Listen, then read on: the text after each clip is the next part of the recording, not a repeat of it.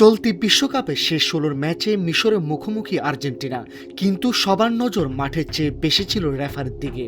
কারণ ম্যাচ পরিচালনার দায়িত্বে ছিলেন ফরাসি রেফারি ফ্রাঁসোয়া লেটেক্সিয়ের, যিনি মাঠে কঠোর সিদ্ধান্তের জন্য বেশ পরিচিত।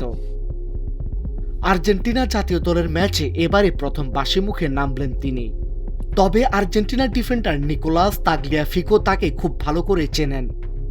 চলতি বছরে ২২ মার্চ লিগ ওয়ানে অলিম্পিক লিওর হয়ে খেলার সময় এই লেটেক্সিয়ের তাগলিয়াফিকোকে সরাসরি লাল কার্ড দেখিয়ে মাঠ ছাড়া করেছিলেন।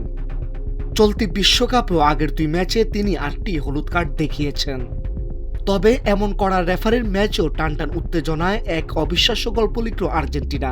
২ গোলে পিছিয়ে পড়েও মিশরকে ৩-২ ব্যবধানে হারিয়ে কোয়ার্টার ফাইনালে পৌঁছে গেল বর্তমান বিশ্ব চ্যাম্পিয়নরা। ডেস্ক রিপোর্ট, আজকের পত্রিকা।